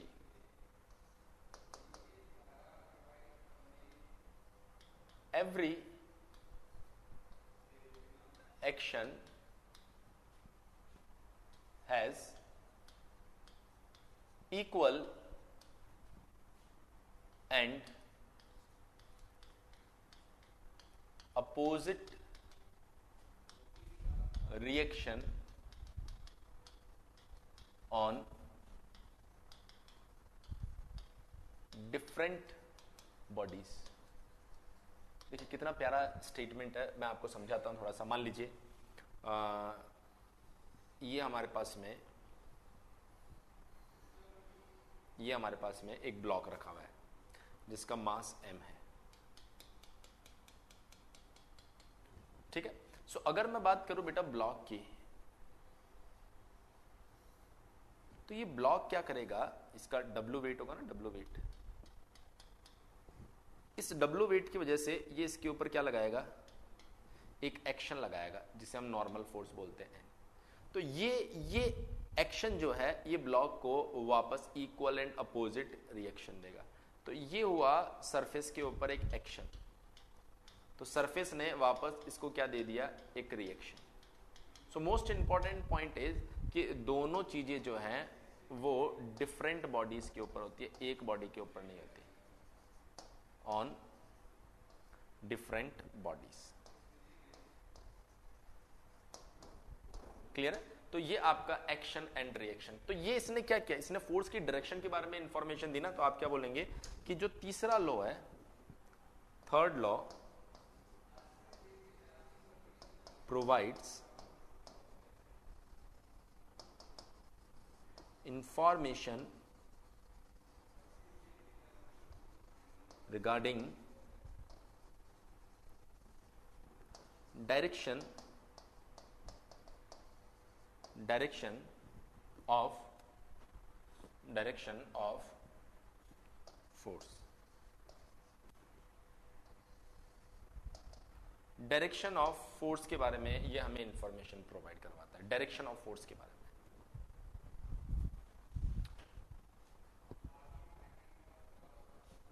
ये हम सबका फेवरेट लॉ है, हाँ ये बहुत काम का है। फ्री बॉडी डायग्राम पूरा इसी लॉ के ऊपर चलता है। मुझे नहीं लगता कि इसमें किसी भी स्टूडेंट्स को कोई दिक्कत होनी चाहिए। एक बार बोलिए बेटा क्लियर हुआ या नहीं हुआ, नोट कर लीजिए बेटा, जल्दी से नोट कर लीजिए।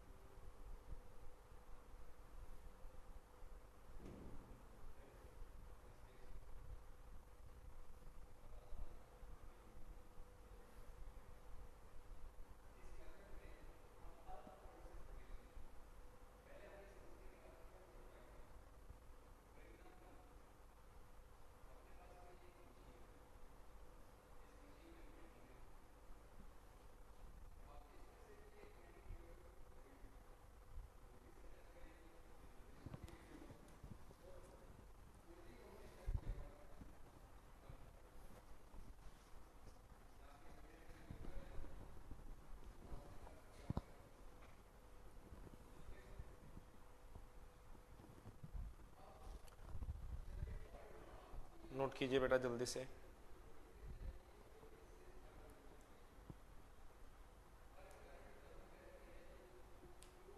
डन।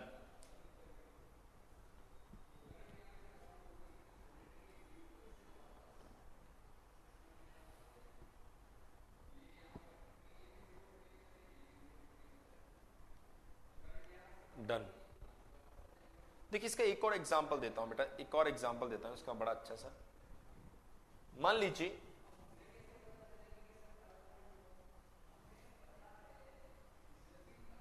लीजिए कि ये हमारे पास में एक सरफेस है, इसके ऊपर एक बॉडी है कुछ ऐसी, जिसके ऊपर एक फोर्स लगाया गया है कैपिटल एफ। तो देखिए ये फोर्स किसी ना किसी ने तो लगाया होगा ना। लेट्स से सपोज ये फोर्स लगाया है इस बालक ने। ये कौन है? ये है श्रवण। तो श्रवण ने जब इसके ऊपर एक फोर्स लगाया तो this will be action for this body. तो ये बॉडी क्या करेगी? इसको रिएक्शन देगी, इतना ही। तो ये आ गया रिएक्शन।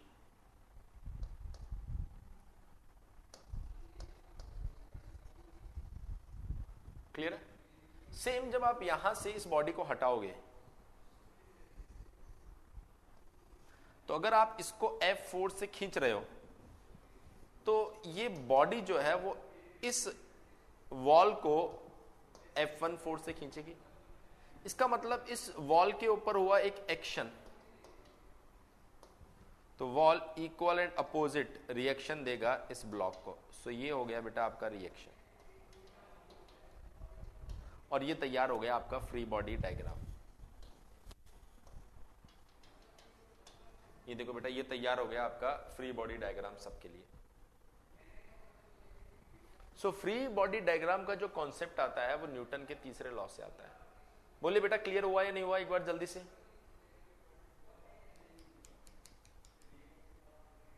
नोट कर लीजिए, इस एग्जांपल को भी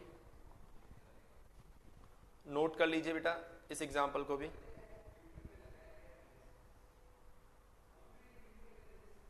पूरा क्लियर हो गया ना? हाँ बिल्कुल क्लियर होना भी चाहिए।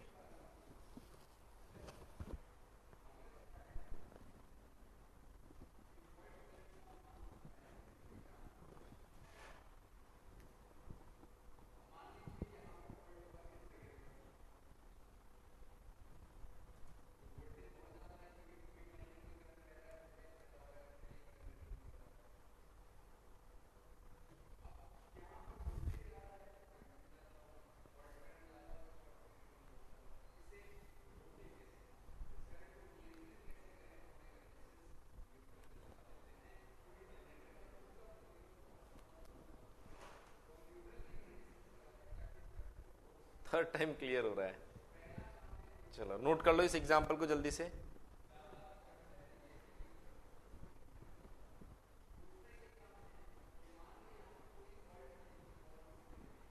अच्छा, ये तो मैंने YouTube पर भी करवाया था ना सूरज, मुझे कुछ कुछ याद आ रहा है। 2 चैप्टर मैंने YouTube पर भी करवाए थे।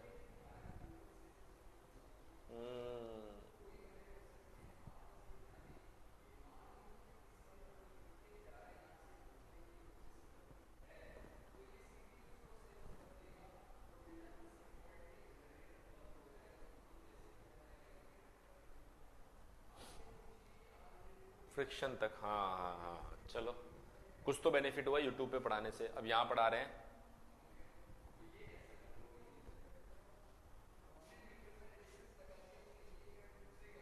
अच्छा, सूरज नोट्स भी बनाया हुआ है।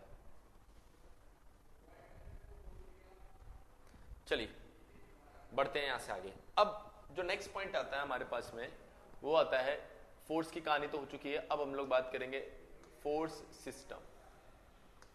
फोर्स सिस्टम, देखिए अगर हम बात करें बेटा फोर्स सिस्टम की, तो फोर्स सिस्टम का मतलब है नंबर ऑफ फोर्सेस। एक फोर्स है तो उसे आप फोर्स बोल रहे हैं, और एक से ज्यादा फोर्स है बेटा तो उसे आप क्या बोल रहे हैं? Force system. उसे आप क्या बोल रहे हैं? Force system. अगर फोर्स सिस्टम की आप बात कर रहे हैं, यहां पर फोर्स सिस्टम की अगर आप बात कर रहे हैं तो उसमें नंबर ऑफ फोर्स देखने को मिलेंगे। अब नंबर ऑफ फोर्स अगर देखने को मिलेंगे तो ये फोर्स सिस्टम को डील करने से पहले आपको ये जानना पड़ेगा टाइप्स ऑफ फोर्स सिस्टम क्या होता है। Types of force system. So अगर मैं बात करूं यहां पर टाइप्स ऑफ फोर्स सिस्टम की, तो देखिए टाइप्स ऑफ फोर्स सिस्टम जो है वो आपके पास में 2 टाइप के होते हैं। नंबर 1, एक नंबर। अगर एक नंबर की मैं बात करूं तो वो होता है आपके पास में 2D force system. 2D force system. और दूसरा आता है बेटा आपके पास में 3D फोर्स सिस्टम। अगर मैं बात करूं 2D फोर्स सिस्टम की, तो देखिए ये आपके पास में एक बॉडी है, टू डायमेंशनल। इसके ऊपर इधर एक फोर्स लग रहा है, इधर एक फोर्स लग रहा है, इधर एक फोर्स लग रहा है और इधर एक फोर्स लग रहा है, और मान लो इधर एक फोर्स लग रहा है, ऐसे। तो ये जो फोर्सेस लग रहे हैं, अगर ये एक ही प्लेन में लग रहे हैं, टू डायमेंशनली लग रहे हैं, तो ऐसे कंडीशन में इन फोर्सेस को आप 2D फोर्स सिस्टम कहेंगे। क्या कहा गया है? व्हेन ऑल फोर्सेस एक्टेड या acting in one plane, force system known as two-dimensional force system, two-dimensional force system। वहीं अगर मैं बात करूं बेटा, यहां पर मान लीजिए कि 3 डायमेंशनल एक बॉडी ले लेते हैं, ये देखिए 3 डायमेंशनल बॉडी है, और इसके ऊपर अगर मैं फोर्स लगाऊं, एक फोर्स इधर, एक फोर्स इधर, एक फोर्स इधर, एक फोर्स इधर, मान लीजिए एक फोर्स इधर और एक फोर्स इधर लग रहा हूं। सो ये हो गया F1, F2, F3, F4, F5, F6। तो अगर फोर्सेस जो है बेटा वो एक प्लेन में नहीं लग रहे हैं, क्लियर है? अगर फोर्सेस जो है वो एक प्लेन में नहीं लग रहे हैं तो उसे बोलते हैं 3 डायमेंशनल फोर्स सिस्टम। तो आप क्या बोलेंगे? व्हेन forces are या forces are, अरे चला क्यों नहीं, are acting in 3-dimensional space, force system known as 3-dimensional force system. अभी जो 2 डायमेंशनल फोर्स सिस्टम है, इसको हम बोलते हैं कोप्लैनर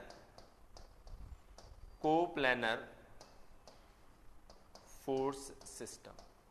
और इसी तरीके से ये जो 3 डायमेंशनल फोर्स सिस्टम है, इसको हम बोलते हैं non coplanar force system.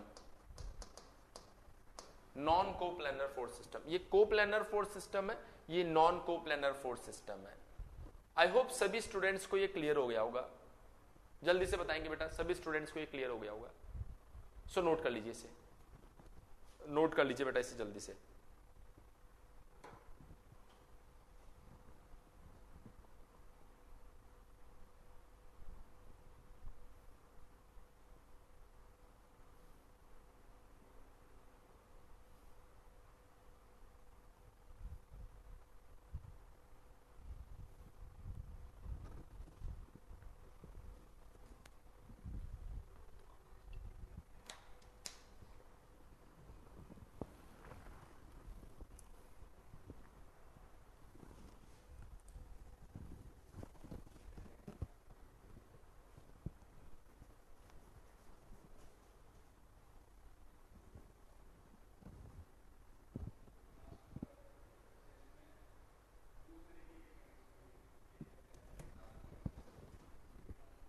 Note करते ही बेटा डल लिख के भेजिए।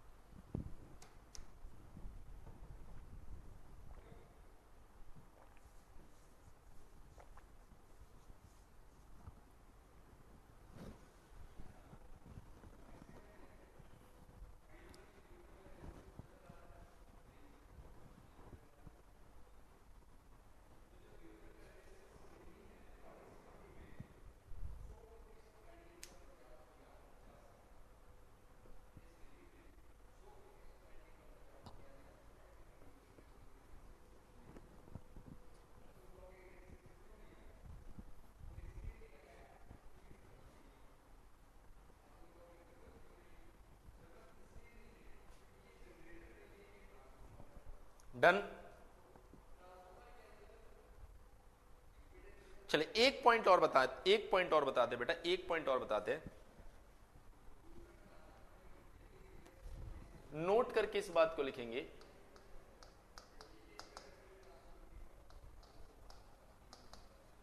Principle of physical independence. देखिए मान लीजिए किसी बॉडी पर number of, principle of physical independence of forces, क्या बोल रहा है ये रूल? ये बोल रहा है कि मान लीजिए किसी बॉडी के ऊपर 4 फोर्स लग रहे हैं और 4 फोर्स जितना इफेक्ट दिखा रहे हैं, उन चारों का जो रिजल्टेंट होगा बेटा, वो रिजल्टेंट भी उतना ही इफेक्ट उस बॉडी के ऊपर दिखाएगा। कोई बड़ी चीज नहीं है। क्लियर है? तो आप क्या बोलेंगे? It state that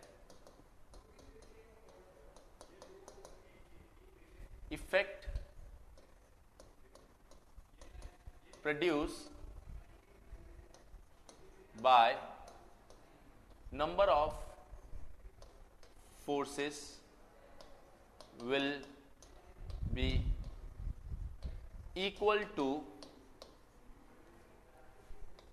effect of resultant of number of resultant of all forces. So ये प्रिंसिपल ऑफ फिजिकल इंडिपेंडेंस है। ये सिंपली आपको ये बता रहा है, सिंपली आपको ये बता रहा है नंबर ऑफ फोर्सेस जितना इफेक्ट प्रोड्यूस करेंगे उतना ही इफेक्ट उन सब का जो रिजल्टेंट होगा वो प्रोड्यूस करने वाला। कोई नई चीज नहीं है, लेकिन इंजीनियरिंग मैकेनिक्स में बेटा ये भी अपने आप में एक लॉ है जो आपको पता होना चाहिए, इसलिए मैंने यहां पर मेंशन करवाया, कहीं पता चले एग्जाम में आ जाए 4 स्टेटमेंट में से कौन सा statement principle of physical independence of forces का है। आप सोचे सर ये कौन सा प्रिंसिपल हमें तो पता ही नहीं है, जबकि ये चीज तो आप जानते हैं ना। इसीलिए तो हम लोग रिजल्टेंट फाइंड करते हैं कि इंडिविजुअली एक एक फोर्स को कौन डील करेगा, इनका रिजल्टेंट फाइंड कर लो तो उनको डील करना आसान हो जाएगा। ऐसे ही मोमेंट के लिए भी एक इक्वेशन है, जब मोमेंट पढ़ाऊंगा तब बताऊंगा, जिसे हम लोग बोलते हैं वेरिग्नन्स थ्योरम। एक बार किसी बच्चे ने पूछा भी था सर वेरिग्नन थ्योरम क्या होती है, तो उसको लगा कोई बहुत बड़ी थ्योरम होगी। वो सिंपली इतना बोलते हैं जितने मोमेंट्स आपके पास में है उन सब का इफेक्ट रिजल्टेंट फोर्स की वजह से जो मोमेंट डेवलप हो रहा है उसके बराबर होगा। सेम कहानी फोर्सेस के लिए भी होती है। नोट कर लीजिए बेटा जल्दी से, नोट कर लीजिए एक बार जल्दी से, और नोट करके डन लिख के भेजिए।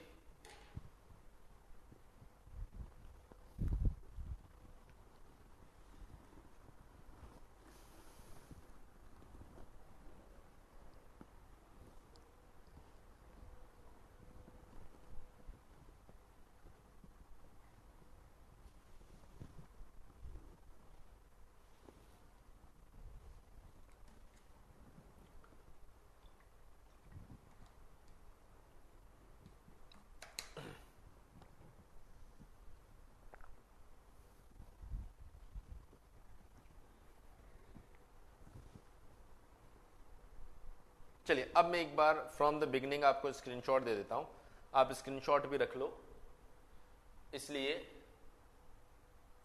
जिससे किसी का कुछ रह गया हो तो वो यहां से नोट कर ले।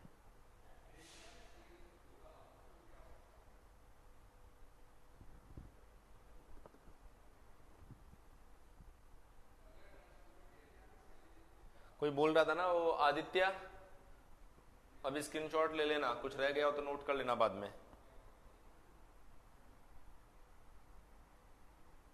पर पैरेलली लिखना बेटा सही होता है, जिससे कि एक बार मैं एक्सप्लेन करता हूं फिर आप लिख के उसको खुद से रिवाइज भी कर लेते हो। खुद का लिखा हुआ खुद का ही होता है। स्क्रीनशॉट तो एक बैकअप प्लान है कि अगर कुछ रह गया हो तो स्क्रीनशॉट ले लो।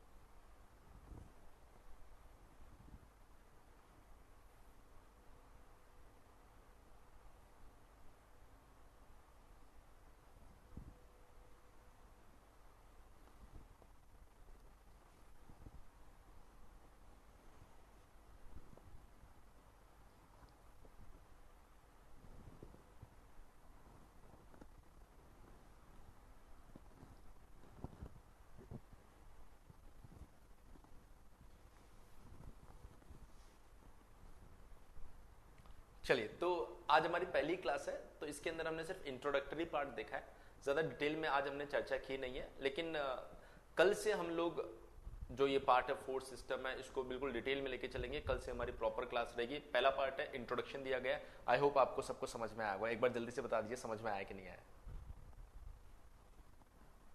जल्दी से बता दीजिए आज जो भी पढ़ाया वो आपको समझ में आया कि नहीं आया। एकदम क्रिस्टल क्लियर होना चाहिए, किसी तरह का कोई डाउट होना नहीं चाहिए। 100% समझ में आ गया, बिल्कुल। अच्छा, अभी एक इंपॉर्टेंट अनाउंसमेंट देखिए बेटा, हर संडे को आप ये सेंटर्स के ऊपर 52 टेस्ट 52 वीक 52 टेस्ट ऑर्गेनाइज करवाया जाता है। अगर आप ऑफलाइन के स्टूडेंट नहीं है और आप उस पेपर को नहीं दे पा रहे तो भी कोई दिक्कत वाली बात नहीं है। हर संडे को हम लोग 6 बजे, क्योंकि इस बार होली आ गई थी, इस वजह से आज के दिन डिस्कस कर रहे हैं, शाम को हम 6 बजे उस पेपर को सॉल्व करवाते हैं। सो आप लोग जरूर इस तरह के पेपर्स का एडवांटेज उठाइए, जिससे आपको पता चले कि इस 100 नंबर में से हम कितना अभी करंट टाइम पर स्कोर कर रहे हैं, और जो क्वेश्चंस जो सॉल्यूशन सर प्रोवाइड कर रहे हैं वो आप समझ पा रहे हैं या नहीं समझ पा रहे हैं। तो शार्प 6 बजे, देखिए 15-20 मिनट का आपको ब्रेक भी मिल गया है। सो शार्प 6 बजे आप सारे काम छोड़ के उस सेशन को ज्वाइन करना। वो सेशन जो है वो मैंने अपने टेलीग्राम ग्रुप में शेयर कर दिया। मेरे ख्याल से आप सभी मेरे टेलीग्राम ग्रुप पे जुड़े हुए हैं। सभी लोग टेलीग्राम ग्रुप पे जुड़े हुए हैं। जो नहीं जुड़े हुए हैं वो जाकर टेलीग्राम पे सर्च करना प्रैक्टिस सेशंस फॉर मैकेनिकल। उस टेलीग्राम ग्रुप पे लगभग 100 से 150 तो क्वेश्चन होंगे क्विज के फॉर्मेट में। सो उनको आप अटेम्प्ट करना, और रेगुलर इंटरवल पे क्वेश्चन आते ही रहते हैं उसके अंदर। कैसे, मैं दिखाऊं क्या आपको? थोड़ा सा नहीं हो तो आप सर्च करना। देखो मैं आपको दिखाता हूं, इस तरीके से इस पर नंबर ऑफ क्वेश्चंस अवेलेबल है। आप क्लिक करेंगे, आपको वो बताएगा कि आपका आंसर सही है कि गलत है, करेक्ट आंसर भी आपको बताएगा। तो बहुत सारे स्टूडेंट्स इसमें जुड़े हुए हैं, तो आप लोग भी इसके साथ जुड़िए, जिससे कि आप भी उन क्वेश्चंस को प्रैक्टिस कर सके। तो लगभग 150 क्वेश्चंस इसके अंदर है, और फ्रिक्वेंटली टाइम टू टाइम ये क्वेश्चंस आ भी रहे हैं उसके अंदर। यस सर, पूरा वीडियो देख, अच्छा अभी देख नहीं पाए हो, ठीक है देख लेना, बिल्कुल बिल्कुल देख लेना रिकॉर्ड है, ठीक है। So thank you very much. अगर आप टेलीग्राम ग्रुप पे नहीं है तो टेलीग्राम पर जाके सर्च करना प्रैक्टिस सेशन फॉर मैकेनिकल, आपको वो ग्रुप मिल जाएगा। उसी में मैंने सेशन का लिंक शेयर कर रखा, अभी 15 मिनट में चालू हो जाएगा। आप सभी लोग पहुंच जाना, ठीक है। Thank you very much.